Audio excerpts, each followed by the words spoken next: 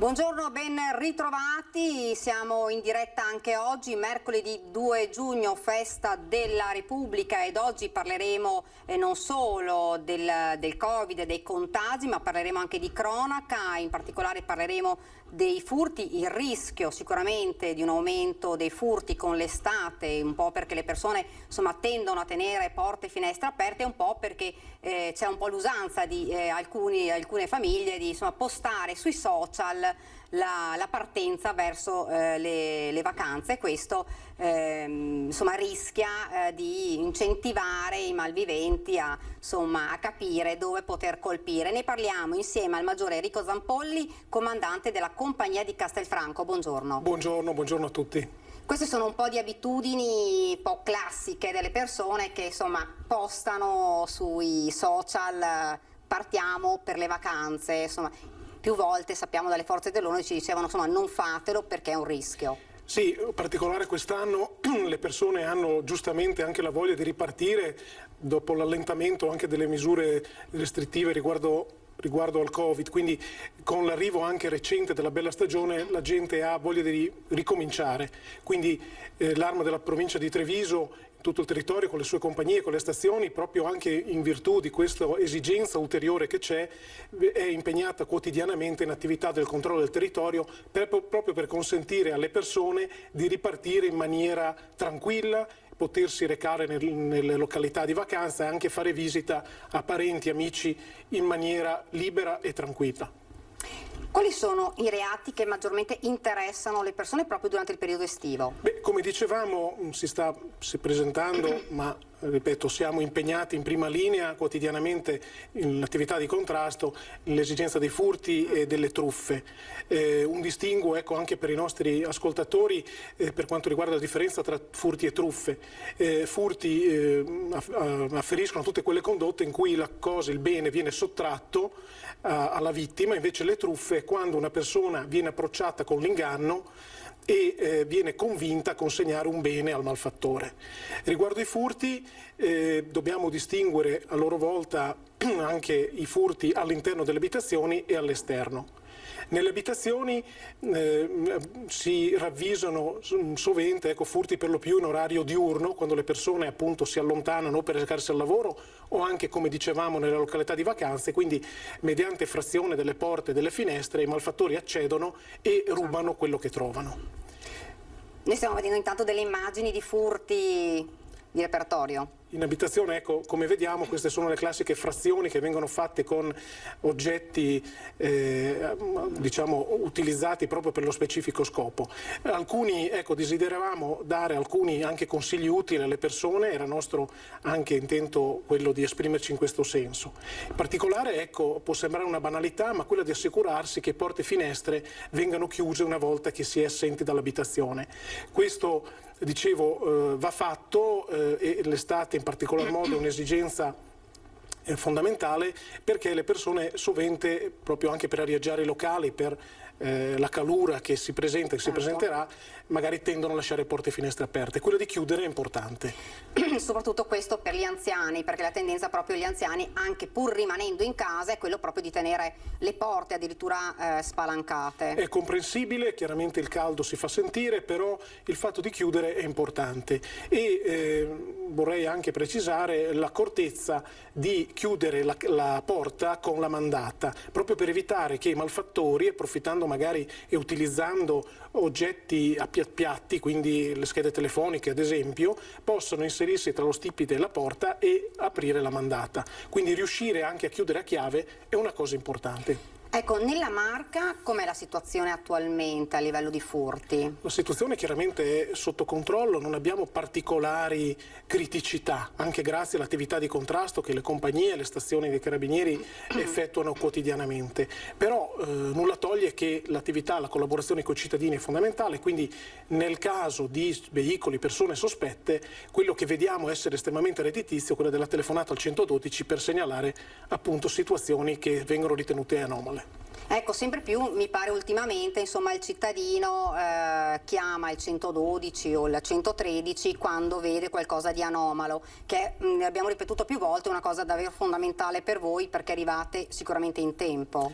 Esattamente, ci sono strumenti anche normativi che consentono anche di effettuare dei controlli su strada, persone con precedenti penali, persone sospette. Proprio grazie a queste segnalazioni dei cittadini riusciamo anche a prevenire la commissione di furti, sequestrare ad esempio arnesi da scasso come quelli il cui effetto abbiamo visto prima nel servizio che avete mandato in onda. Ecco, è fondamentale perché in questi casi, oltre a delle denunce penali nei confronti di chi possiede certi arnesi da scasso, si evitano appunto condotte delittuose in abitazione. Ecco, invece a livello di truffe, tantissime le truffe le sentiamo insomma di solito all'ordine del giorno. Purtroppo le persone, nonostante gli appelli delle forze dell'ordine, purtroppo rischiano di finire in queste trappole di questi insomma malviventi che lanciano questi, anche e soprattutto negli annunci, la vendita di oggetti, ma non è solo quello, la truffa, e poi purtroppo pagano e non vedono più niente. Come si può insomma dare qualche consiglio a queste persone? Certo, innanzitutto va delineato un po' quello che è la figura del truffatore, che quando si presenta alla vittima è persona estremamente affabile, gentile, educata ed ha un aspetto e un atteggiamento estremamente rassicurante. Quindi la persona è portata a credere, a fidarsi, ed ecco perché gli artifizi e raggiri che appunto configurano giuridicamente la truffa vengono a concretizzarsi. Le truffe, come giustamente sottolineava, avvengono sia di persone, soprattutto ai danni delle fasce più deboli, quindi persone anziane che abitano sole e che non hanno magari modo di consultarsi con i parenti. Truffe che vengono perpetrate con più frequenza sono quelle legate al falso sinistro stradale, dove un avvocato o sedicente tale contatta l'anziano di turno rappresentando un sinistro stradale occorso al figlio, un parente, e la persona chiaramente ha un sobbalzo psicologico e tende a prestare attenzione alla telefonata. Il malfattore poi consiglia alla persona di pagare una somma in denaro o con oggetti preziosi a un complice che poi si presenta e riceve il maltolto. Questo, il consiglio è quello anche in questo caso di allertare immediatamente l'utenza 112 d'emergenza, raccontare quello che sta succedendo, e sarà nostra cura assolutamente farci carico della situazione e dare consigli alle persone. Ecco, un'altra truffa che ho sentito insomma di recente, che è tornata un po', anche se forse non è mai andata via, è quella dello specchietto, ed è una delle truffe che più insomma sta accadendo in questo periodo. È importante infatti sottolineare, proprio anche con l'apertura e la maggior capacità di movimento che le persone hanno sul territorio, quella di sottolineare che questa tipologia specifica di truffa avviene da parte di malintenzionati che, incrociando un veicolo, lo seguono, lo fermano e lamentano un danno allo specchietto effettuato dalla vittima. Senza l'impatto con la macchina, quindi? Senza l'impatto, o talvolta lo simulano utilizzando un oggetto magari scagliato contro la portiera, in maniera tale che la vittima ha modo di sentire il suono del danneggiamento. E quindi dice, per non allertare l'assicurazione, l'autore chiede così informalmente, in maniera diretta, la dazione di denaro contante alla vittima, che talvolta, proprio per evitare anche situazioni di disturbo dell'assicurazione, tende a pagare. Anche in questo caso la soluzione è sempre quella di chiamare 112, i carabinieri arrivano sul posto e compileranno magari la constatazione amichevole, e se si tratta di una truffa l'autore si dà alla fuga. Perché le persone invece arrivano a pagare piuttosto che chiamare le forze dell'ordine? Cos'è che scatta secondo? Ma credo che proprio sia il timore, l'approccio che magari anche lo stesso truffatore ha, e quindi sollecita la vittima nel dire non chiamiamo le forze dell'ordine per non avere delle conseguenze, ed invece è assolutamente consigliabile allertarci. E questo è purtroppo quello che accade sempre, estate o non estate, in inverno accade sempre. Più volte lo diciamo e lo abbiamo ripetuto agli anziani di stare estremamente attenti, soprattutto perché molte volte gli anziani vivono da soli, quindi sono le vittime proprio scelte migliori per questi truffatori. Abbiamo visto di recente proprio un'escalation di truffe ai danni proprio degli anziani, però ci cascano anche i giovani. Ci cascano anche i giovani, e sicuramente, ecco, lei sottolineava l'aspetto delle vendite, degli acquisti online, che anche con le restrizioni dettate dalla pandemia sono aumentate perché gli acquisti online non richiedevano per forza lo spostamento e quindi abbiamo ravvisato una recrudescenza di questi tipi di reati.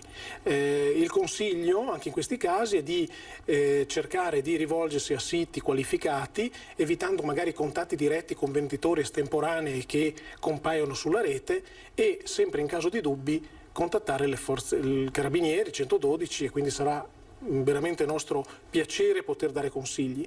Un aspetto legato sempre a queste truffe online, che è una modalità di truffa abbastanza nuova, cioè qualche anno, è quella della truffa inversa, dove è il venditore che viene indotto in errore dal malfattore a recarsi presso uno sportello bancomat e anziché ricevere la somma digita il codice e accredita a sua volta al malfattore la somma di denaro.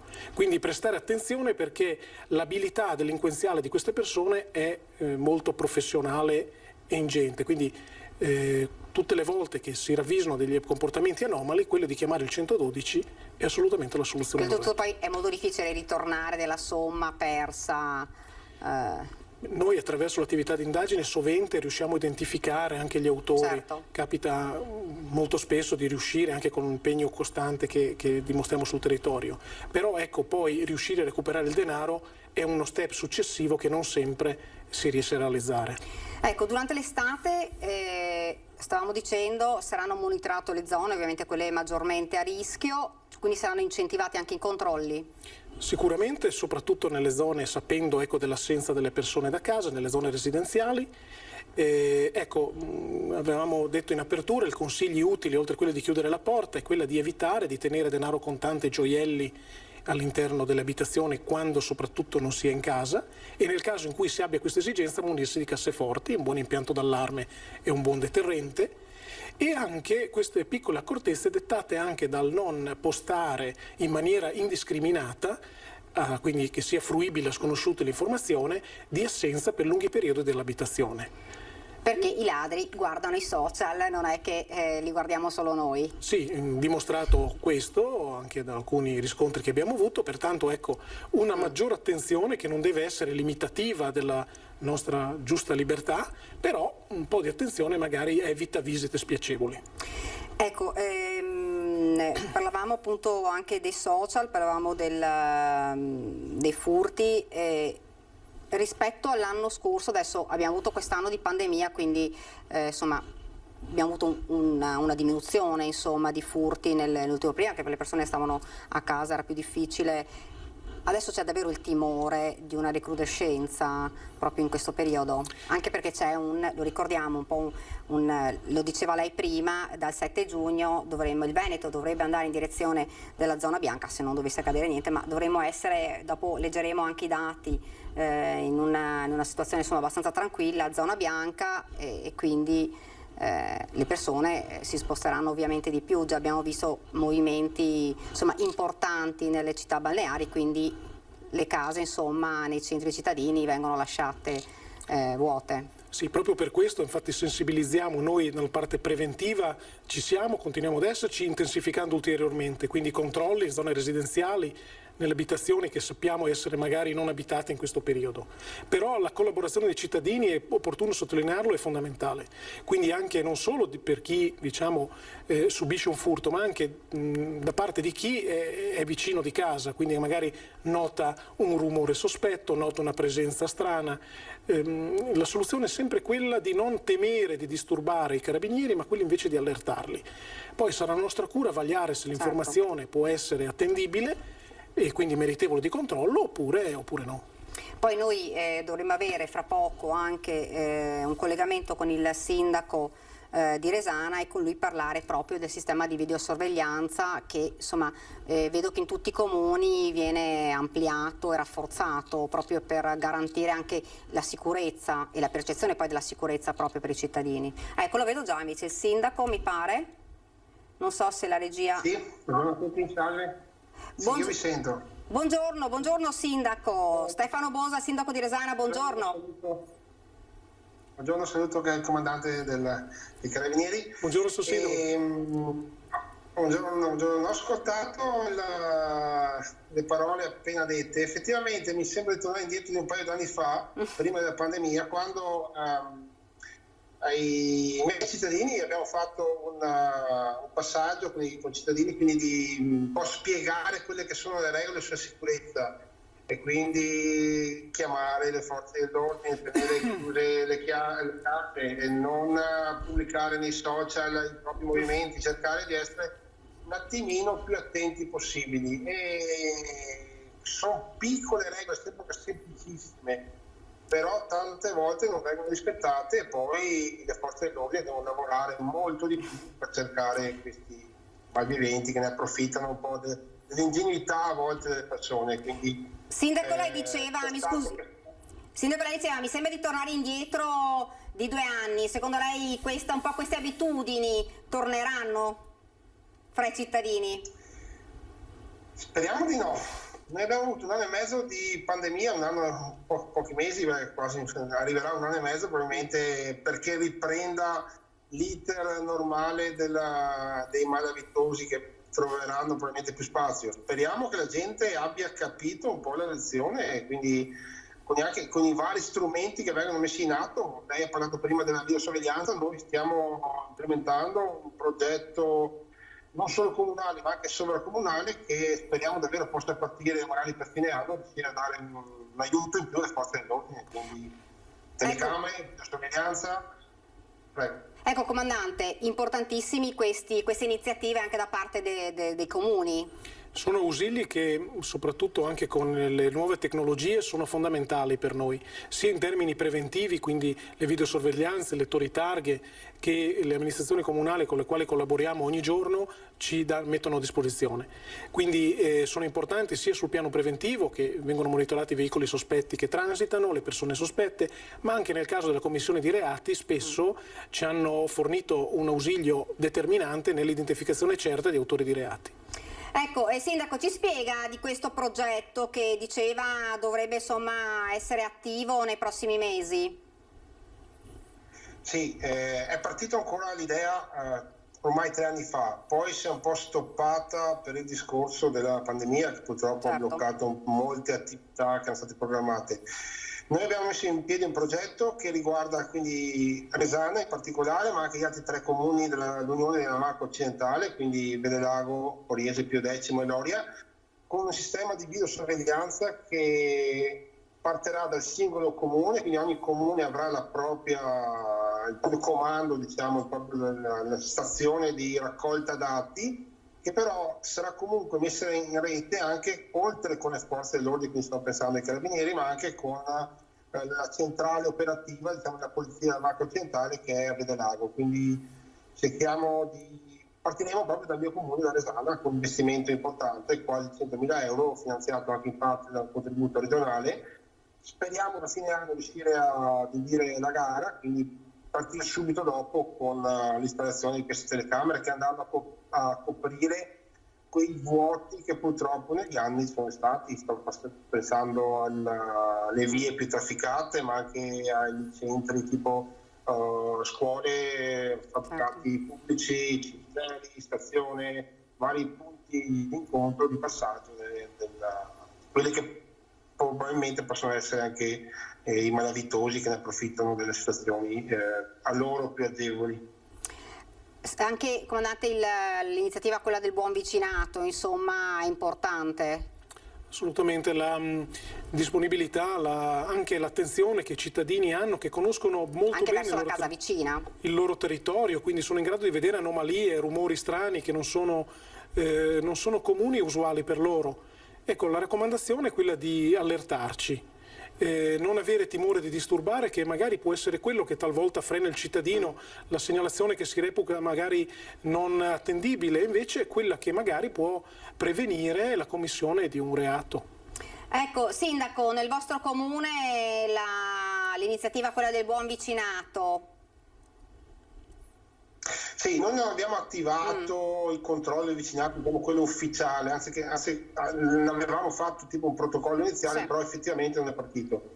Noi abbiamo fatto un'iniziativa di un po' diversa, ripeto, prima della pandemia, incontrando con diversi incontri, anche con la presenza delle forze dell'ordine, carabinieri in particolare, che andavano a spiegare poi ai cittadini quello che erano gli accorgimenti che ne avete parlato prima, ne ho ricordati prima, quindi di segnalare tutto quanto le forze dell'ordine. Quindi abbiamo cercato proprio di fare della formazione, distribuendo anche alla popolazione delle guide utili, con i numeri utili da chiamare, con tutti quei piccoli accorgimenti che possono servire. Poi 2 anni fa, no, 1 anno e mezzo fa sempre, abbiamo fatto anche un bando erogando un piccolo bonus, adesso vanno di moda, noi l'abbiamo fatto 2 anni fa, a chi installava sistemi di videosorveglianza nel privato, quindi telecamere o allarmi in abitazioni. C'è la possibilità di usufruire, quindi dimostrando una spesa sostenuta, un contributo di 600 euro per famiglia.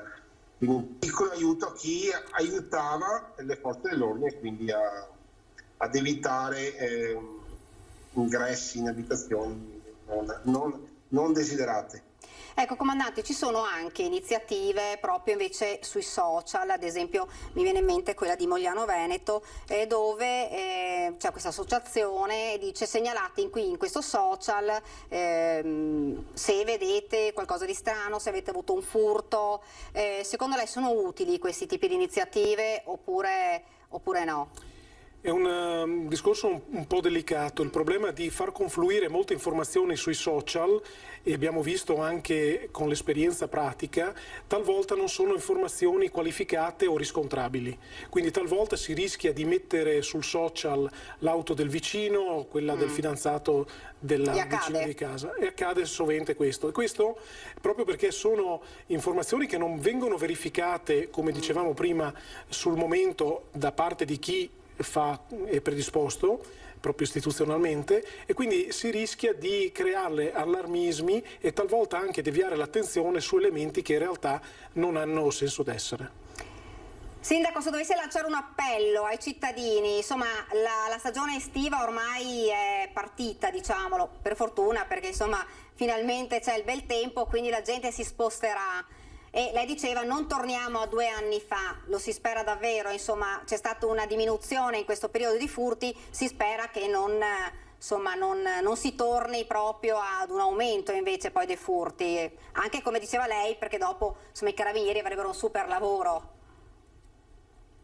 Sì, infatti tornando alle parole prima del Maggiore, non postiamo sui social dove siamo in vacanza o quando siamo in vacanza, o comunque elementi che possono aiutare ai malviventi a riconoscere le nostre abitazioni, i nostri modi di vita, i nostri movimenti, quindi meno informazioni diamo, in questo caso meglio è. Quindi un utilizzo coscienzioso dei social sicuramente va fatto, poi attenzione sempre al chiudere la casa, perché molte volte ci si accorge che qualcuno lascia anche le case aperte o comunque non attiva i sistemi di allarme o di videosorveglianza che magari è in possesso. Poi il rapporto di buon vicinato, cerchiamo magari di farci aiutare, di aiutarci a vicenda con i vicini di casa, quindi se una famiglia va via qualche giorno magari informa il vicino di casa e viceversa, quindi cerchiamo di ottenere quella solidarietà tra vicini che ci può aiutare anche ad evitare spiacevoli episodi. E anche insomma aiutare le forze dell'ordine. Sì, assolutamente sì. Noi come Polizia Marche Occidentale, quindi noi comuni che facciamo parte, stiamo anche pensando per quanto quel piccolo che possiamo fare con la polizia locale, in questo caso stiamo cercando anche di attuare un cambiamento agli orari, ma cercando di avere un turno preserale, diciamo, che possa essere di aiuto con le forze dell'ordine, quindi i carabinieri, che possono aiutare quindi un maggior controllo del territorio che per poco si può fare. Con le forze che abbiamo a disposizione chiaramente non sono granché, però diciamo con un minimo di controllo del territorio anche nell'orario preserale, che è quello diciamo più a rischio, soprattutto magari nel periodo autunno-invernale, certo, può essere d'aiuto ai carabinieri in questo caso. Sindaco, la ringrazio, grazie davvero, grazie per essere stato con noi. Grazie, grazie. Grazie, arrivederci. Dunque, un aiuto in più insomma a tutti un po' intorno per cercare di dare una mano anche e soprattutto a voi, perché insomma poi siete voi che dovete intervenire e in questi casi non è semplice. Sì, assolutamente la collaborazione anche con la polizia locale c'è, e a noi fa particolarmente piacere, lo scambio informativo c'è e anche coi cittadini.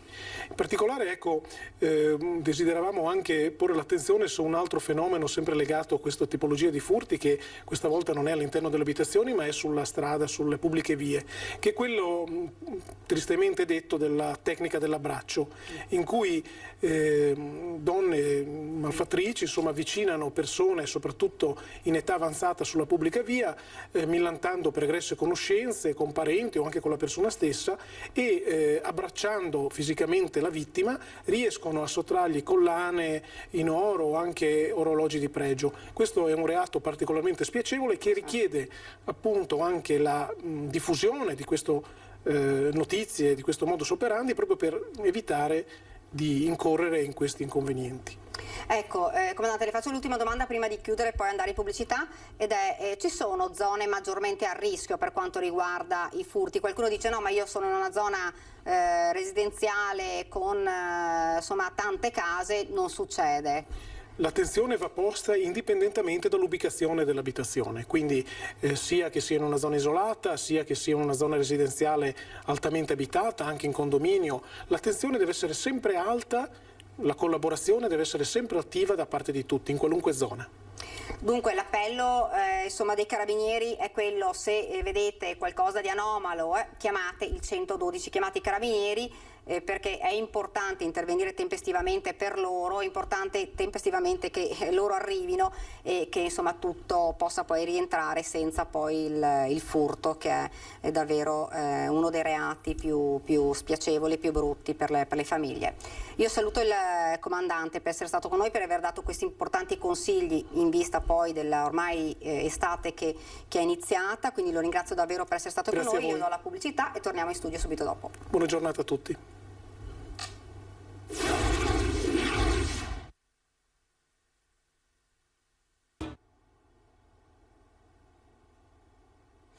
Siamo tornati nuovamente in studio. Come sapete oggi è mercoledì 2 giugno, festa della Repubblica. Noi siamo andati a vedere insieme alle autorità la cerimonia a Treviso, e per noi lì proprio sul luogo c'era la nostra Anna De Roberto. Anna, buongiorno. Daniela, buongiorno a te e ai telespettatori. Sì, è stata una celebrazione direi piuttosto veloce, anche insomma sempre per rispettare le norme anti-Covid, però per la prima volta nella storia delle celebrazioni del 2 giugno è arrivato anche il vescovo di Treviso, Monsignor Tomasi. Quindi ecco, davvero una celebrazione molto sentita.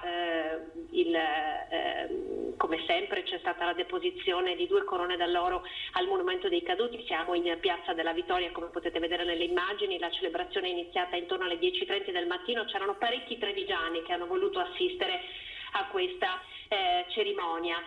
Il prefetto Maria Rosaria Laganà, il sindaco di Treviso Mario Conte, il presidente della provincia di Treviso Stefano Marconna, insieme ad autorità civili e militari, hanno appunto voluto rendere onore ai caduti. Tutta la celebrazione come sempre è partita con l'alzabandiera e il silenzio di ordinanza. La celebrazione è stata accompagnata dalle note del violino di un giovane allievo delle scuole Stefanini, scuole superiori di indirizzo musicale. Quindi davvero semplice ma contemporaneamente anche toccante, e nei discorsi che sono stati fatti dalle autorità che hanno preso parola, diciamo che la celebrazione è durata circa mezz'oretta, non di più. Si è parlato di sicurezza sul lavoro, si è parlato di ripartenza, si è parlato dei valori della solidarietà e della libertà che sono impressi nella nostra Costituzione. Soprattutto un grande ringraziamento a tutte le persone che si sono spese per far uscire questo paese dal dramma della pandemia, e da parte di tutti, devo dire, sia del sindaco di Treviso che del prefetto che del vescovo, c'è stato il ricordo di tutte le vittime del coronavirus e di tutte le famiglie che hanno perso un caro a causa del coronavirus. Quindi devo dire che questo pensiero, il pensiero della sofferenza che è stata causata dalla pandemia, ricorre ed è stato portato davanti all'altare dei caduti anche oggi, nel giorno insomma della festa della Repubblica. Grazie davvero Anna, grazie, insomma buon lavoro. A voi. Dunque oggi festa della Repubblica ha un significato sicuramente diverso. Il mio ospite è Antonio Silvio Calò, insegnante del Liceo Canova. Intanto buongiorno. Buongiorno a lei, buongiorno a voi tutti. Dunque ha un significato sicuramente diverso dopo 2 anni come questi. Sì, mi unisco chiaramente alle autorità, compreso il Vescovo, e mi unisco a tutti i familiari di quelle persone che hanno appunto dovuto soffrire in maniera, direi, decisiva, pesante, per la scomparsa di un caro. Però la Repubblica è qualcosa, è anche un momento di, come dire, è l'occasione per riflettere su quello che c'è da fare, quello che si può fare. La Costituzione è una realtà in divenire, non è una realtà statica, questo dobbiamo sempre ricordarci. Sarà che noi lo insegniamo ai nostri studenti di educazione civica, e fra un po' appunto inizieranno gli esami maturità e ci saranno le domande sull'educazione civica e soprattutto anche sulla nostra Costituzione. Non dimentichiamocelo mai questo, cioè è una carta viva, non è una carta silenziosa, è una carta che parla, che si rivolge a noi, a tutti noi, e ha una visione straordinaria ancora ad oggi, di grandissima attualità, soprattutto quando parliamo appunto di lavoro. Prima sentivo parlare del problema del lavoro, se pensiamo al primo articolo, certo. E se il quarto articolo e via dicendo. Prima la nostra Anna ci diceva, insomma, si parla anche di solidarietà, ed è proprio una delle cose che volevo chiederle subito, era questo. Insomma, negli ultimi giorni c'è stato un po' insomma, non parliamo di polemica, ma insomma per l'arrivo possibile di alcuni immigrati di nuovo all'ex caserma Serena, accoglierli, si parlava sempre, questo è un po' un problema, è uno degli argomenti che sappiamo sollevano comunque delle polemiche sul come accoglierli, sul dove sistemarli, su come integrarli. Chiaramente io so che la sua posizione, insomma, è abbastanza chiara. Guardi, la cosa che a me ha colpito maggiormente, che continua a colpirmi, è intanto il verificarsi delle morti. Visto che prima parlavamo di morti, non dimentichiamoci, ci sono centinaia e centinaia di morti, migliaia di morti nel nostro Mare Nostrum, cosiddetto il nostro Mare Nostrum, e questo ci deve colpire. Poi mi colpisce l'assurdità di queste morti, cioè il perché si muore. E dopo chiaramente l'assurdità, stiamo parlando di qualche migliaia di persone, e uno Stato come il nostro, che è incapace di gestire poche migliaia di persone, lasciatemelo dire, io ho dei grossi dubbi. Così anche un'Europa incapace di gestire qualche migliaio di persone mi fanno venire dei grossi dubbi tutto ciò. Ma soprattutto pensare che è 10 anni che stiamo vivendo le stesse immagini, senza aver dato un minimo di soluzione, quando di fatto, ma non per meriti miei, ma ci sono le soluzioni se vogliamo, non c'è una volontà politica. Secondo lei dovrebbe essere l'Italia o l'Europa? Ma l'Italia prima di tutto deve dare una testimonianza, una capacità di organizzazione che mi pare, guardi, ripeto, cioè è impensabile immaginare che uno Stato di circa 60 milioni di persone non sia in grado di gestire qualche migliaia di persone. Guardi, veramente io ogni volta che ci penso mi vengono i brividi, primo, ma secondo, se penso ai 510 milioni di europei, altrettanto, cioè, però non è giusto che, cioè, io dico, prima intanto diamo noi una risposta, e tra l'altro ce l'abbiamo la risposta, perché lo SPRAR aveva dato una risposta chiara e precisa a questo problema, cioè l'accoglienza diffusa.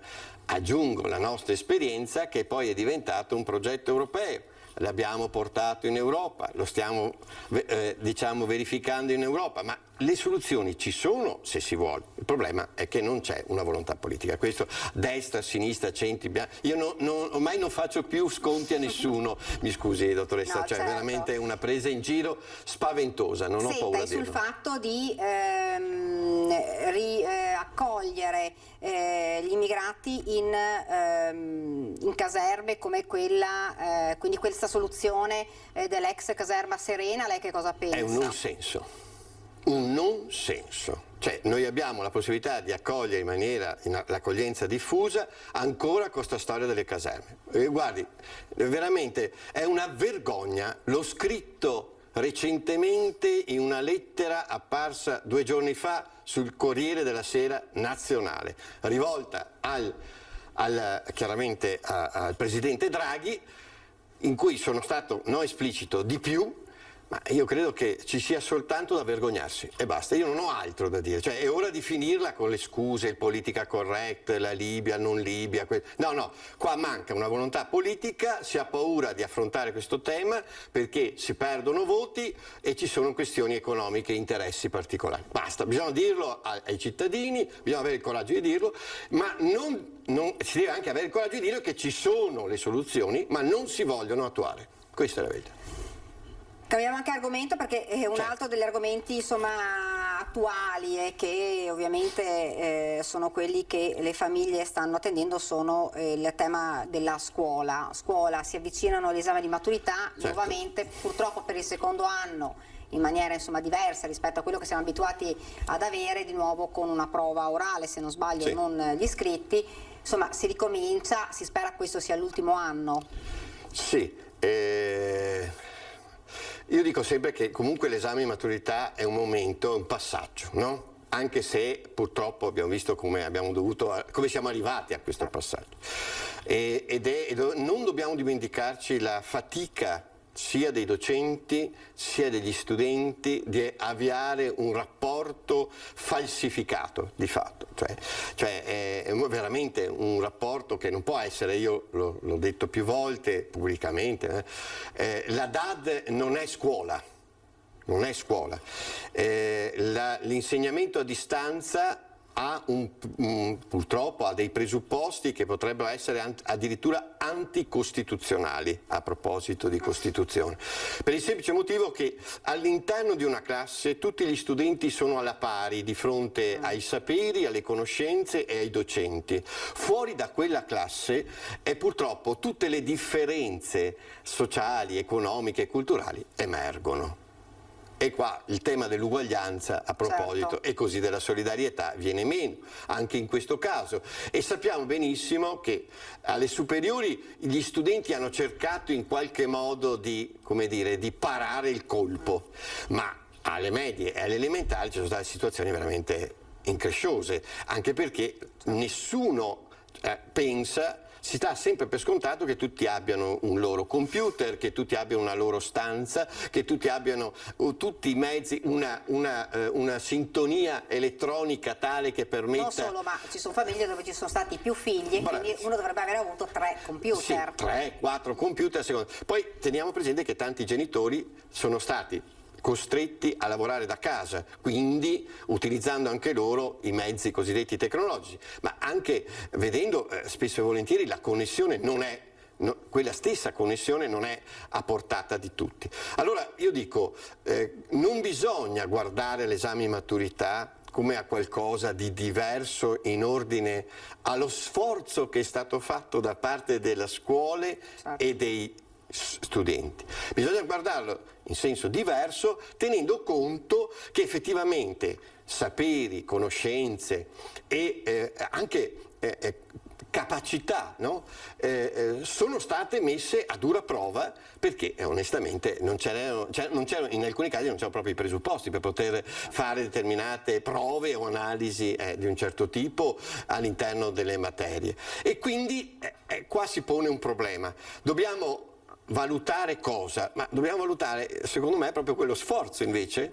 Dobbiamo avere la capacità, noi docenti, io ho saputo ieri che sono presidente di commissione, quindi farò di tutto perché questi studenti possano esprimere al meglio durante questo colloquio il cammino fatto, un cammino però accidentato ulteriormente non solo dal Covid ma anche dalle conseguenze psicologiche che questo Covid ha creato in tanti nostri studenti. Secondo lei, ecco, fermo solo un attimo, che cosa lascerà a questi studenti, agli studenti dell'anno scorso, quest'anno e quello dell'anno scorso, che cosa lascerà a questi ragazzi? Una traccia sulla mancanza proprio di le occasioni della socializzazione.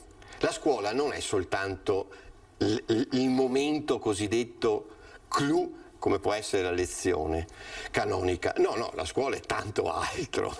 È questo incontrarsi prima, dopo, durante le ore, è questo parlarsi, confrontarsi, stimolarsi a vicenda, in modo, direi, molto bello, sereno e spontaneo. Questa serenità, questa spontaneità è venuta meno.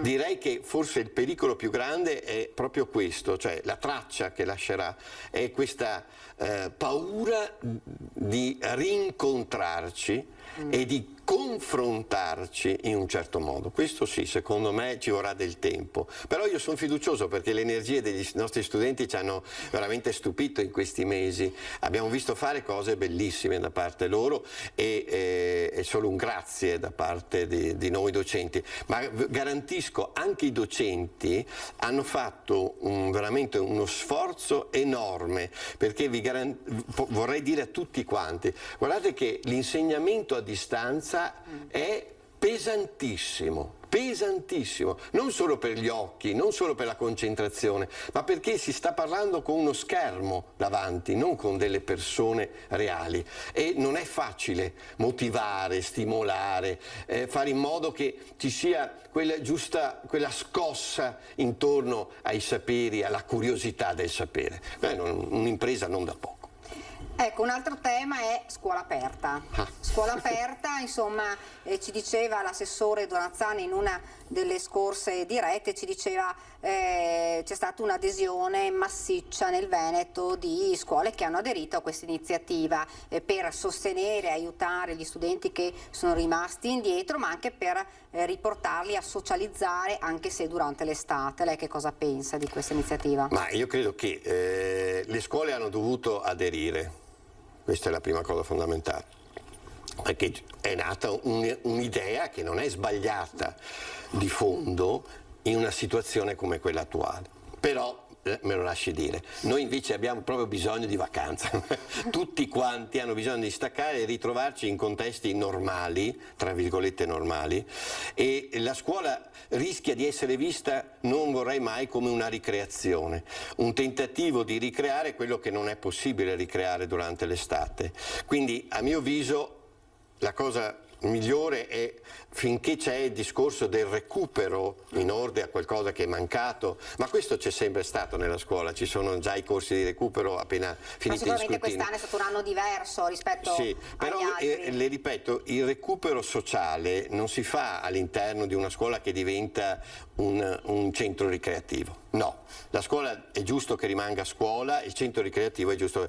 A me piacerebbe che tutti i comuni, gli enti preposti non vedano nella scuola un'altra occasione per aggiungere altro lavoro a una scuola che ha già tantissimo da fare su un piano non solo didattico ma proprio sulle relazioni.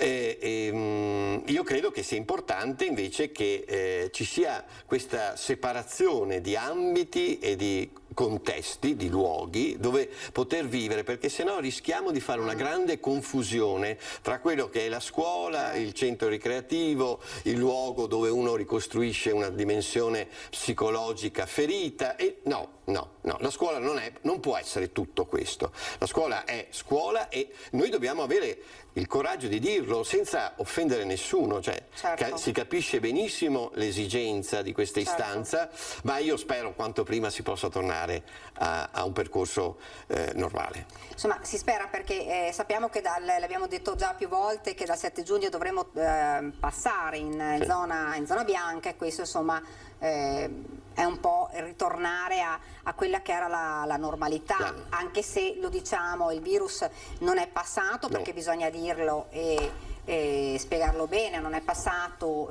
anche se i contagi insomma stanno diminuendo, comunque diminuiscono almeno i ricoveri in ospedale, anche perché va avanti la campagna vaccinale, sta andando serrata, stanno arrivando anche dei vaccini, e ne approfitto anche per dire che altri 2,5 milioni di dosi di vaccini anti-Covid, oltre a 3,5 milioni di Pfizer già in distribuzione, sono in arrivo questa mattina in Italia. Secondo quanto si apprende, oggi dovrebbero essere consegnate all'hub della difesa di Pratica di Mare a circa 370.000 dosi di Johnson & Johnson, domani 1,7 milioni di AstraZeneca e venerdì quasi 400.000 dosi di Moderna. Questa è una buona notizia perché, come sapete, nei giorni scorsi c'era stata un po' di discussione sul fatto che se non arrivavano questi vaccini purtroppo la campagna doveva, non dico fermarsi, ma quasi. E invece sappiamo che da domani, lo ricordiamo, tutti potranno prenotare il vaccino anti-Covid, l'ha sottolineato oltretutto anche oggi il Ministro della Salute Roberto Speranza, quindi dice possiamo ancora accelerare la nostra campagna per superare questa stagione così difficile. Questa è una buona notizia perché quindi da domani, si era detto dal 3,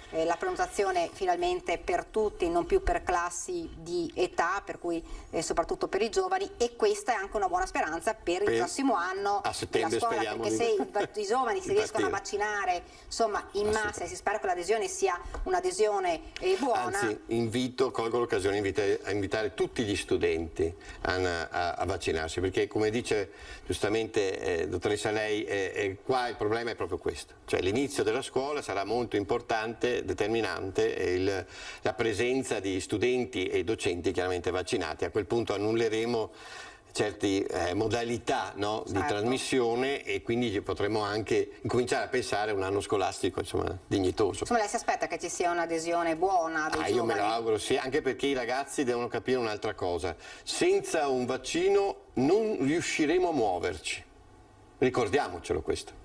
Cioè il vaccino sarà la nostra, come dire, il nostro passaporto per poterci muovere all'interno dell'Europa, poter vivere certe esperienze, poterci muovere all'interno degli enti pubblici e via dicendo. Io credo che sia una cosa, tra l'altro a proposito di Costituzione, io credo che sia importantissimo che tutti i cittadini vedano la vaccinazione come una partecipazione al bene comune. Questo deve essere prioritario e credo che se c'è un modo per partecipare e se c'è un modo di essere cittadini è proprio anche vaccinandosi. Io ho in collegamento adesso anche Dania Sartorato della FIPE di Treviso. Buongiorno. Buongiorno. Buongiorno. Buon 2 giugno. Sì, grazie, altrettanto. Grazie. Senta, noi parlavamo adesso... Allora, noi parlavamo adesso di scuola, Dania, però io con lei parlerei anche del fatto che, insomma, da ieri si è ricominciato con la ristorazione, si è ricominciato con il potersi sedere anche all'interno dei locali. C'è stata un po' di polemica sul limite delle 4 persone per tavolo. Sì, perché l'apertura al servizio interno, al servizio dei posti interni, in realtà lo speravamo tanto 5 settimane fa, quando si è passati dalla zona arancione al giallo, e siamo tuttora in giallo, va ricordato questo, siamo ancora in zona gialla per circa una settimana, insomma speriamo che dalla prossima si passi al bianco, però rimane il fatto che allora siamo rimasti amareggiati che non si poteva utilizzare i tavoli all'interno, si potesse solo sedersi all'aperto. Questo è stato motivo proprio di appunto forti tensioni, perché non tutti hanno iniziato a lavorare subito e c'è stato appunto uno strascico, ecco, di tutta una serie di queste limitazioni che hanno sfavorito il business, ecco, per alcuni dei nostri colleghi. Altri invece hanno iniziato a lavorare bene da subito, ecco, dipende, un po' a macchia di leopardo. Quindi oggi semplicemente cade uno dei divieti che non ci aspettavamo quando siamo entrati in zona gialla. Ma non è che di fatto siamo passati al bianco o al liberi tutti o alla pandemia è finita, è però sicuramente un grande salto in avanti, lo aspettavamo veramente con ansia e quindi insomma, finalmente si riutilizza il servizio al bancone, al banco bar, si può bersi il nostro caffè anche al banco bar e anche seduti al tavolo interno. Questo è un grande passo in avanti. La limitazione dei 4 per tavolo rimarrà, insomma, ma dobbiamo farci un po' l'abitudine ad abbandonare pian pianino le limitazioni. Ma secondo lei questo sarà un problema per i ristoratori? Cioè adesso insomma c'è questa ripartenza che è importante. In realtà non sarà un grande problema, perché noi facciamo i ristoratori, non possiamo fare nei vigili urbani né niente di più. Se la compagnia che ci prenota un tavolo, e noi possiamo chiedere, ovviamente lo chiediamo, se sono tutti conviventi, se sono conviventi non ci sono limitazioni al numero dei posti, insomma se sono 6 o 7 può essere una tavola unica. Se invece sono nuclei familiari o comunque sono amici non conviventi, va mantenuto il distanziamento di 1 metro fra i tavoli, almeno 1 metro fra i tavoli, e comunque tavoli da 4 persone, ecco, perché noi abbiamo questo problema nella ristorazione e nella somministrazione pubblica, abbiamo che noi togliamo la mascherina quando ci sediamo, quindi non va dimenticato questo aspetto. Perciò se in altri contesti di riunioni o di cose ci si può anche un attimino più rilassare, stare distanziati ma senza grandi particolari accortezze, qui va ricordato che togliamo la mascherina e quindi alcune regole rimangono.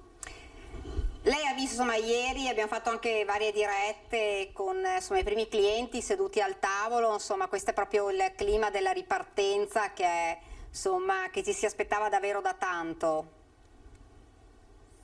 Sì, assolutamente sì, complice anche il bel tempo, ma complice il fatto che comunque con i coperti interni più sommati a quelli che sono i piatti attici che ormai ci siamo attrezzati tutti quanti ad avere anche in ampia misura, quindi si ha anche un certo numero di coperte a disposizione, per cui a questo punto abbiamo la possibilità, insomma, di lavorare a pieno regime, che questo significa anche procedere ad ordini a pieno regime e anche a organizzare i turni di servizio a pieno regime, quindi limitazione della cassa integrazione, rientro del personale a pieno regime o più o meno, insomma, come alta stagione. Da questo punto in poi, da quando chiudono le scuole, si entra in alta stagione. E qui va anche detto che addirittura ci sono difficoltà, non tutti hanno trovato personale e quindi c'è un po' questo aspetto da chiarire, perché c'è disoccupazione soprattutto femminile, giovanile, le categorie più colpite l'abbiamo detto, però è poi anche vero che non tutti i pubblici esercizi trovano con facilità personale per una serie di ragioni che comunque stiamo analizzando, e su cui stiamo lavorando, ecco, per cercare di incrociare la domanda e l'offerta, perché è un'esigenza veramente concreta e che rischia poi di penalizzare lo sviluppo di attività di impresa o comunque di bloccare determinati rami d'azienda. Quindi insomma c'è proprio una corsa alla ricerca di personale in questo momento, che è anche una buona notizia in realtà.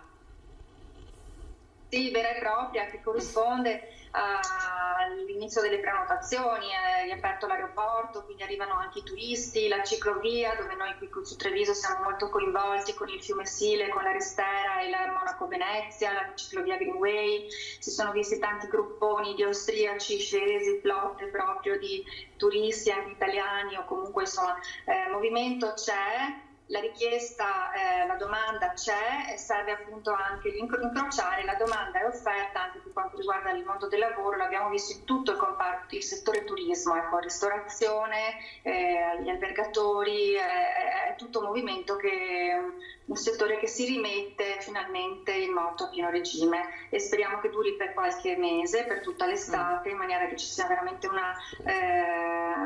ritorno ad una liquidità che consenta di stare tutti coperti con dei nostri costi, eccetera, di non soffrire come è stato sofferto per tanti mesi, troppi.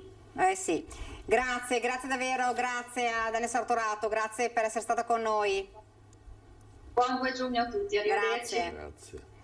Insomma, questa è una buona notizia, in realtà, la ricerca di personale. Si è parlato tanto di purtroppo blocco di licenziamenti, che il rischio adesso sarà più avanti, però di aziende che hanno chiuso, di licenziamenti, però adesso c'è anche una ricerca. Sì, non dobbiamo dimenticare che l'Italia è un museo a cielo aperto.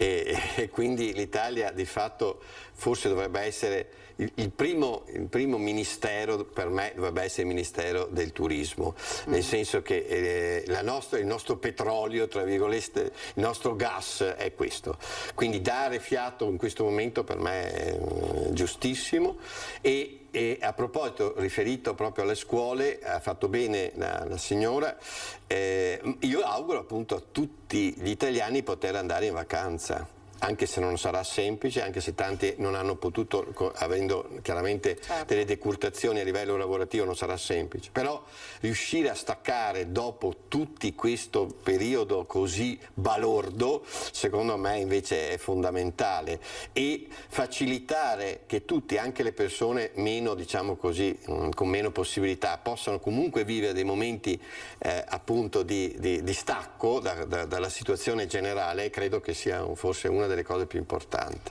Certo, si spera davvero che insomma, le persone possano andare in vacanza. Purtroppo lo sappiamo che con la chiusura per tantissimi mesi di molte attività abbiamo sentito che insomma, molte persone ci dicevano noi rimaniamo aperti comunque al di là dell'estate, proprio per cercare di rientrare da tutto questo, insomma, da quest'anno di grandissima crisi. Parliamo anche di insomma, tipo delle estetiste, le palestre che hanno appena riaperto e che quindi dicono come chiudere ora per andare in ferie quando abbiamo appena riaperto. Questo vale insomma per i parrucchieri, le estetiste, ma tutti quelli che tutti i settori hanno riaperto delicati, adesso. Tutti i settori delicati.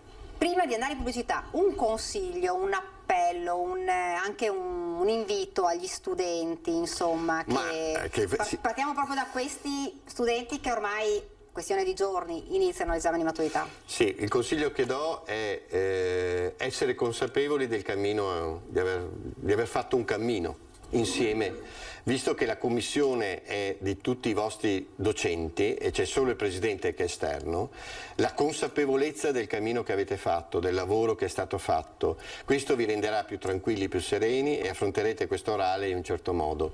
Non abbiate paura, perché questa consapevolezza è il frutto il frutto di qualcosa che è stato fatto e realmente vissuto, e credo che questo vissuto adesso è il momento di espletarlo in un certo modo, di manifestarlo in un certo modo. Quindi l'orale è soprattutto questo. E poi io un consiglio ve lo do, cioè cercate di capire che le vostre materie, le materie dei vostri indirizzi eccetera, sono in dialogo tra di loro.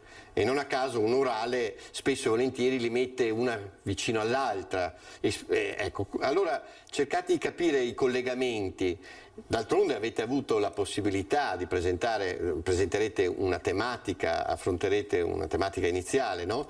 Dove appunto si coglierà questo. Ecco, cercate di esercitarvi anche confrontandovi l'un con l'altro e con la consapevolezza che questo dialogo, ripeto, tra le materie c'è sempre stato. Auguri proprio di cuore. Ultima domanda che le faccio, insomma, questo vale per gli studenti di maturità, ma insomma che finiscono un cammino ma ne inizieranno probabilmente un altro, chi andrà al lavoro, chi andrà all'università, ma parliamo anche dei più piccoli che si spera ricominciano il prossimo anno con un anno diverso per tutti quanti, e finalmente un anno, possiamo dirlo, un po' tradizionale. Sì, io auguro a tutti in questo senso allargato, come diceva giustamente lei, anche qua la consapevolezza che rincontrarci in una dimensione conosciuta fino al 2019 e messa in dubbio dal virus, no? Ritrovarci insieme, apprezzando quello che non abbiamo avuto, sapendo cosa vuol dire ripoter partire insieme. Ecco, io credo che questo sia una delle cose più belle che ci potrà capitare i primi di settembre. Forti di questo, avere anche la voglia, no? Di guardare lontano, perché fino adesso questo mondo, questo Covid ci ha costretto a guardarci vicino, ma nel senso che eravamo chiusi in una stanza. Adesso immaginiamoci finalmente in una stanza comune che si chiama aula, in una stanza molto più grande che si chiama scuola e una stanza ancora più grande che si chiama Repubblica, visto che siamo e dove tutti voi dovete sentirvi piccoli medi, grandi. Il Presidente della Repubblica, incontrando i bambini, ha voluto far capire anche a loro di essere comunque già certo.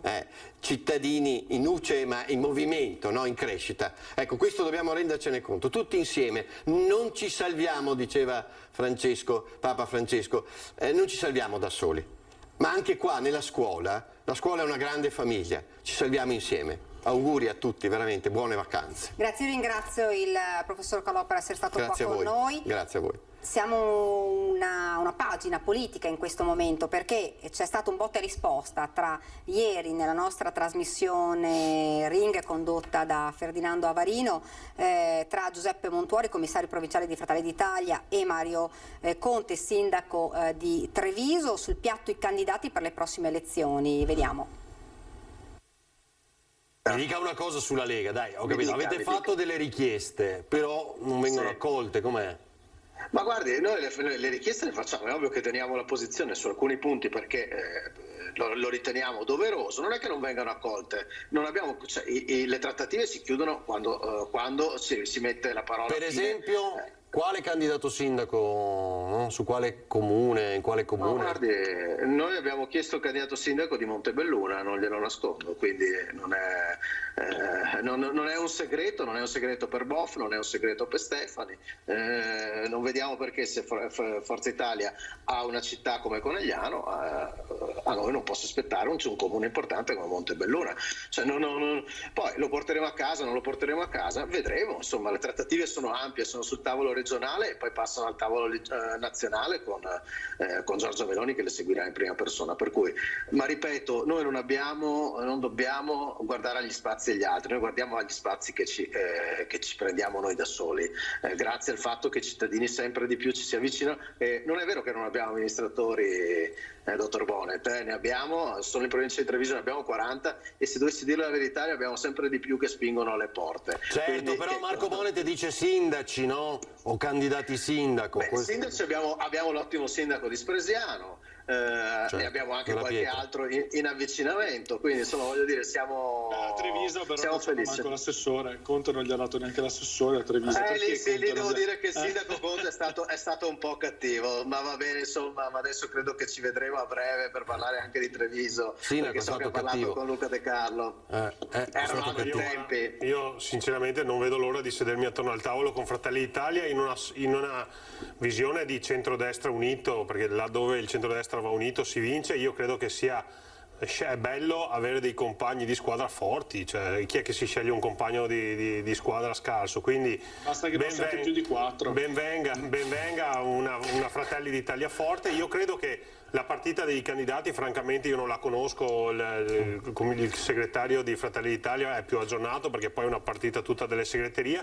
Credo che nella scelta dei candidati sindaci contino molto le persone, quindi andranno a valutare le segreterie politiche quelli che sono i candidati migliori che possono garantire la vittoria. Detto questo, a livello nazionale, ammettendo che Giorgia Meloni sta avendo un exploit sicuramente importante, sono anche altrettanto convinto che ora che ricomincerà comunque una fase di crescita economica, verranno finalmente tolti questi lacciuoli, regole incomprensibili, credo che le forze di governo comunque avranno una ripresa anche da un punto di vista dei sondaggi, fermo restando che poi il sondaggio più attendibile rimane comunque il voto, quindi credo che l'exploit di Fratelli d'Italia è destinato anche a terminare da un punto o appiattirsi quantomeno. Cosa dici? Anche quello della Lega uno potrebbe dire a livello nazionale. La Lega ha fatto una scelta di entrare responsabilmente come forza di governo e sono convinto che in questa fase di ripresa anche economica le forze di governo... Montuori, siete destinati a finire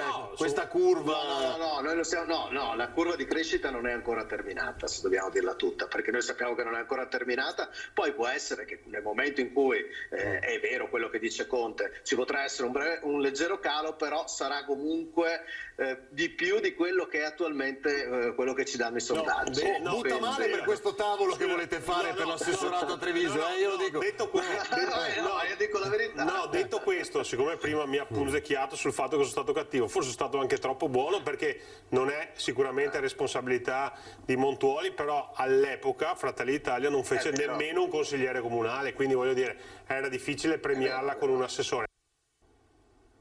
Dunque queste le parole del sindaco di Montuori. Invece adesso torniamo a parlare invece della stagione estiva nelle zone balneari. Noi andiamo invece a Caorle, dove per noi adesso lì c'è il sindaco di Caorle che si è collegato con noi, Luciano Striuli. Buongiorno.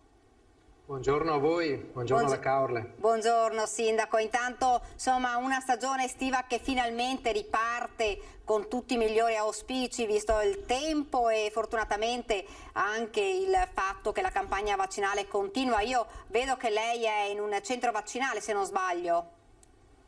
Sì, sono nel centro di vaccinazione della popolazione che come comune abbiamo istituito a Caorle presso la struttura di Pala Expomar. Abbiamo già iniziato il 20 di maggio a vaccinare i residenti e adesso proseguiamo da domani praticamente anche a vaccinare gli operatori turistici che prestano l'attività presso la nostra città balneare. Questo per dare l'idea del Caorle come borgo, come città, come isola Covid-free. E il caldo per fortuna è arrivato da alcuni giorni, oggi Caorle è piena di ospiti, veramente, quindi le spiagge sono piene. E anche con le strutture c'è un profumo di rosa, come vorremmo dire, nel senso che le previsioni sono molto buone. Ecco, abbiamo detto, insomma, la stagione estiva che è ormai partita a tutti gli effetti, si cominciano anche a vedere i turisti, abbiamo visto anche stranieri. Sì, devo dire che negli ultimi 10 giorni, sia dal turismo, dal turistico ricettivo all'aperto, dai campeggi, sia dagli alberghi, c'è molto entusiasmo sulle prenotazioni proprio dei tedeschi e degli austriaci, che poi sono i nostri ospiti in percentuale maggiori del territorio del comune di Caorle. C'è anche molte persone che arrivano dalla Polonia, dalla Repubblica Ceca che stanno prenotando, ma soprattutto le persone di lingua tedesca negli ultimi giorni hanno prenotato molto. Gli italiani sono ancora un po' più prudenti, tendono tendenzialmente a prenotare in prossimità della data di partenza, però bene sia dai campeggi, bene sia dagli alberghi come proiezione. Addirittura i campeggi mi danno dei numeri che potrebbero superare a fine stagione quelli della stagione 2019, quindi ante-Covid. Fino a qualche tempo fa non ci si aspettava, insomma, questa ripartenza così importante, soprattutto nelle zone balneari. No, già l'anno scorso abbiamo avuto già un segnale importante a un certo punto di ripartenza, l'abbiamo capito e ci siamo tutti organizzati per poter partire subito e devo dire che è stato fatto un gran lavoro prezioso tra pubblico e privato per poter mettere la città a servizio degli ospiti. Quest'anno siamo un po' più strutturati, nel senso che abbiamo le regole, sappiamo come fare, siamo più organizzati perché è già la seconda stagione che viviamo così, però devo dire che già con la campagna vaccinale che è in buono stato, insomma, di avanzamento, ma soprattutto con il rispetto delle regole che è già strutturato nelle nostre strutture, sta diventando tutto molto più semplice. Adesso bisogna solamente che il caldo faccia un po' la sua. Ecco, si parlava prima della vaccinazione, lei ci diceva prima della vaccinazione domani degli operatori turistici, sulla questione invece della vaccinazione per dire ai turisti, di cui insomma è uno dei nodi che devono ancora sciogliere, lei che cosa pensa? Ma noi come hub vaccinale di Caorle siamo pronti a dare anche questo di servizio ai nostri ospiti, perché è impensabile che una persona anche all'interno della regione Veneto, ma di una provincia lontana dalla nostra di Venezia, o addirittura da un ospite che sia fuori dalla regione del Veneto, debba rientrare nella propria regione per poter magari fare semplicemente la dose di richiamo. Quindi noi questo è un servizio che già siamo in grado di garantire. L'importante è solo che il governo dia la possibilità alle regioni di darlo poi alle ULSS e quindi anche a noi di poter garantire questo servizio anche ai nostri ospiti. Lo ritengo una cosa importante che oggi fa anche parte non solo della sanità ma proprio anche del servizio legato al turismo sanitario. Questo è anche un modo per incentivare la prenotazione, perché magari qualcuno pensa ma devo fare il vaccino, fa il richiamo fra 2 mesi, un mese e magari con la tendenza di non spostarsi dalla propria regione. Assolutamente sì, anche oggi qui al centro nostro di Caorle si sono presentati vari ospiti che sono già qui e dicono: io devo fare il richiamo, la seconda dose ai primi di luglio, posso venire, devo prenotare, stiamo già dando le informazioni, quindi non appena il governo ci dà questa possibilità, attraverso la prenotazione garantiremo anche questo. Ecco, oltretutto, insomma, dal 7 di giugno, l'abbiamo detto, passeremo in zona bianca e quindi via anche il coprifuoco, e questa è un'altra notizia importante che ci diceva anche Marcato, per veicolare ai turisti stranieri soprattutto che l'Italia, il Veneto sta andando nella direzione giusta. È un aspetto fondamentale quello, la possibilità che il coprifuoco venga tolto, assolutamente, in quanto proprio si dà un messaggio al nostro mercato italiano, al nostro mercato straniero, che qui ci sono le prescrizioni, ci sono le regole, vanno rispettate, però una persona non è costretta a venire in vacanze alle 10 o alle 11 di sera come adesso, di dover ritornare in albergo, una struttura ricettiva, ma ha la possibilità di godersi una vacanza piena. Ecco, ci diceva prima che oggi c'è parecchia gente, molta gente lì a Caorle.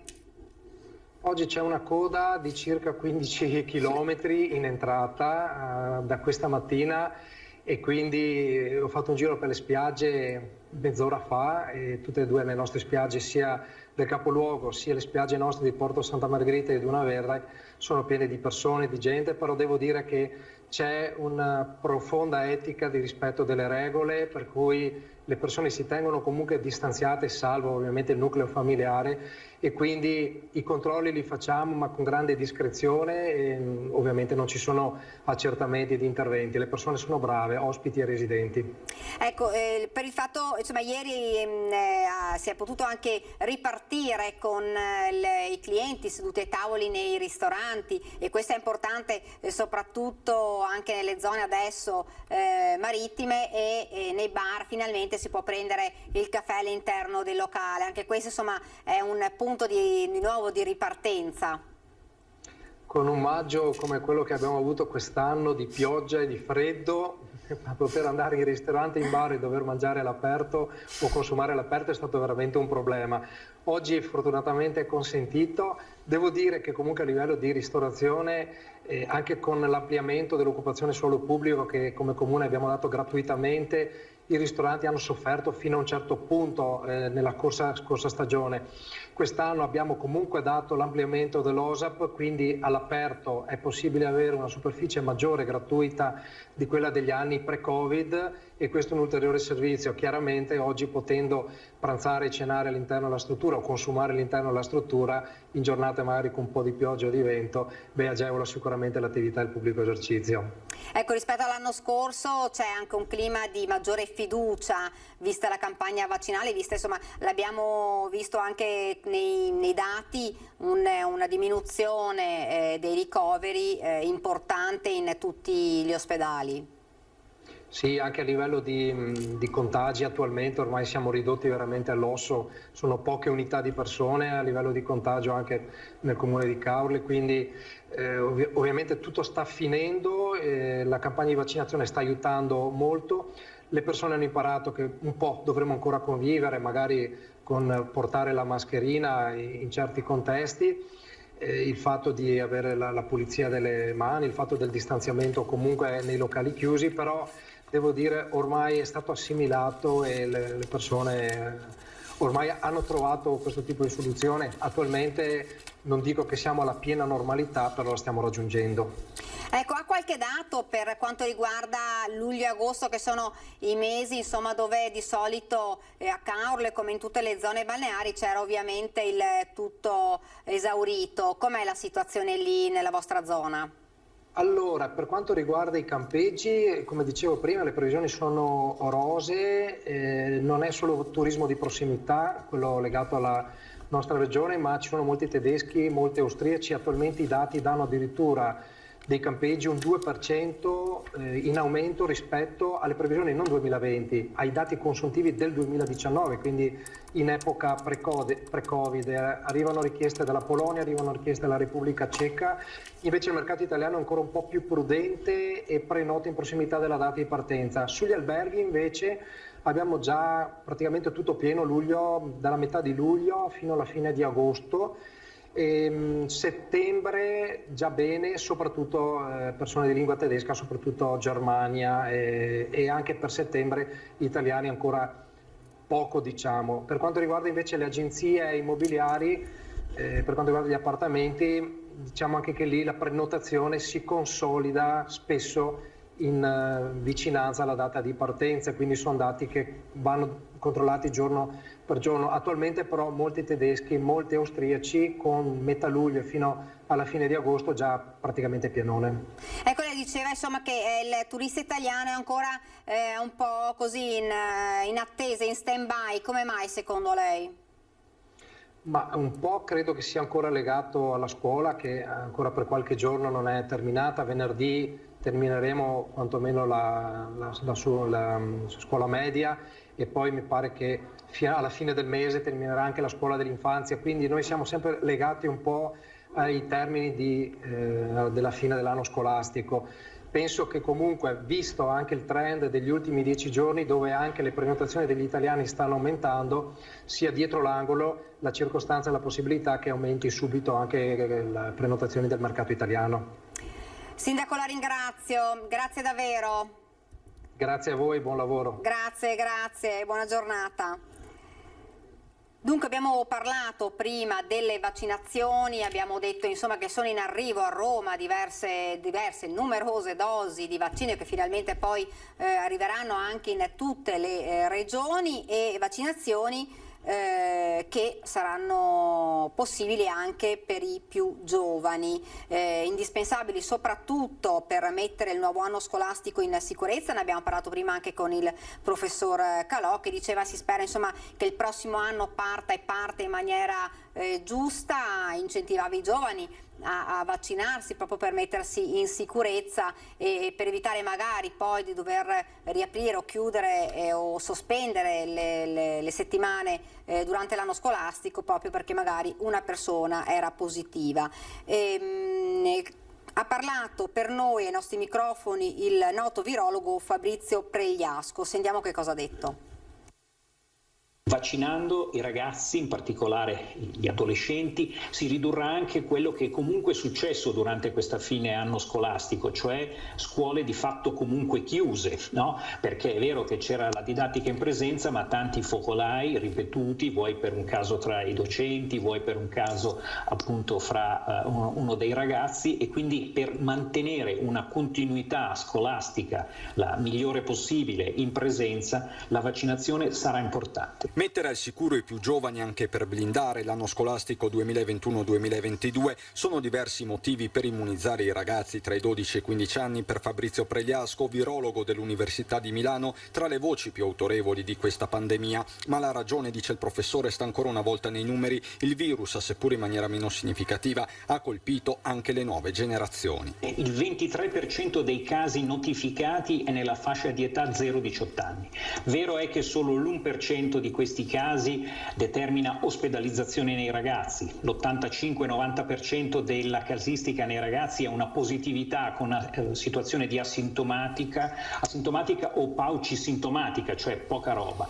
Però 30 decessi ci sono stati in Italia e un certo rischio ancora c'è in tanti ragazzi con problematiche di fragilità. Più in generale la vaccinazione ai più giovani serve per spegnere nuove eventuali ondate. Il problema più grosso è proprio questo, quello di far una barriera al virus, perché con questo primo giro di vaccinazioni non riusciremo a eliminarlo, riusciremo a avere una convivenza più civile con il virus e con una presenza sempre meno importante dei casi più impegnativi. Connesso il tema della terza dose di vaccino, non ufficiale ma a questo punto scontato. Questo primo giro di vaccinazioni non permetterà l'azzeramento della malattia, che rimarrà appunto endemica. Sembrerebbe, ma dobbiamo ancora avere conferma, che la vaccinazione garantisca dai 9 ai 12 mesi la protezione, però è molto probabile che ci debba essere un richiamo, una terza dose o un richiamo periodico, un po' come l'influenza. E come abbiamo detto, insomma, davvero manca poco per passare alla zona bianca. Il conto alla rovescia è iniziato davvero per tutti, contenti i cittadini e pronti però al rispetto di tutte le regole. pensate del ritorno in zona bianca del lunedì prossimo? Ma speriamo veramente che sia vero. Speriamo sia vero. Ci vuole assolutamente, perché non ne possiamo più, insomma, di tutte queste restrizioni che magari sono state necessarie, però insomma, sembrerebbe che la situazione sta migliorando.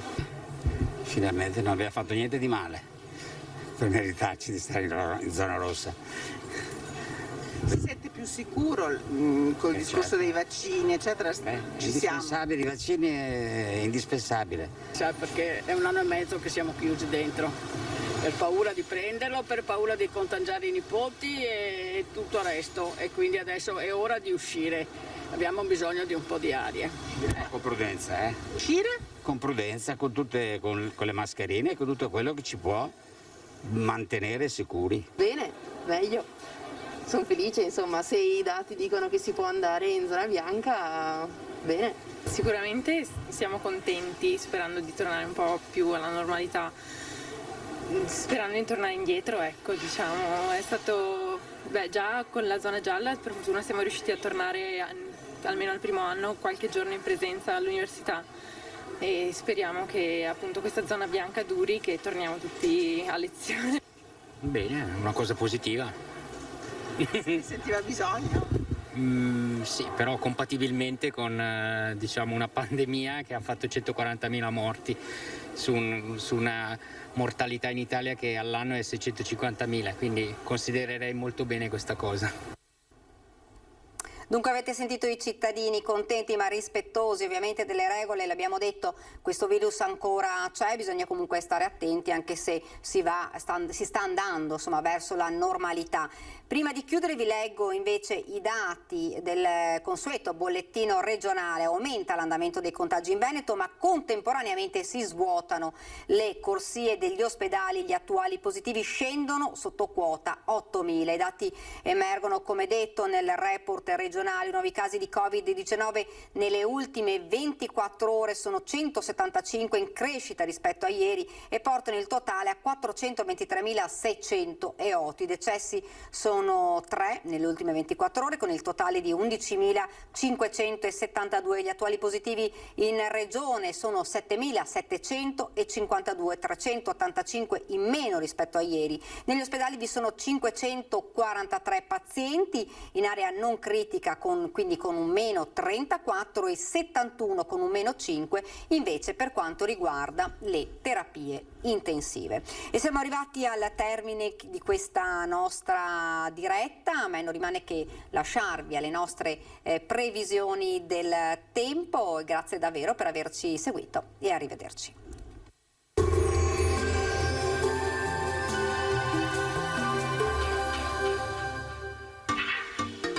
Tremonti, attrezzature e materiale per saldatura professionale a Montebelluna. Bentrovati al meteo.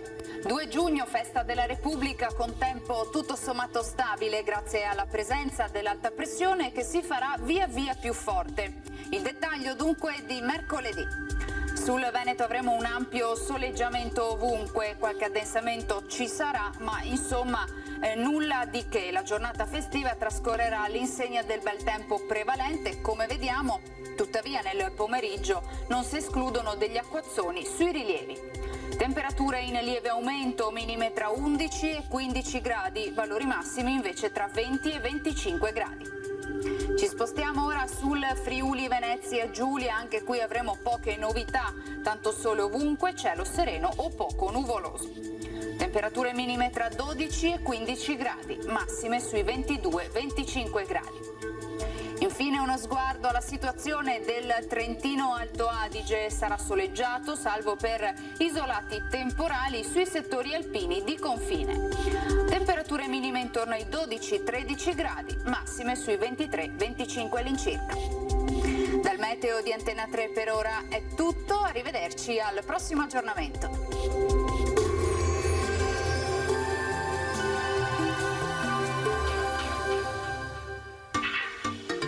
Tremonti, attrezzature e materiale per saldatura professionale a Montebelluna.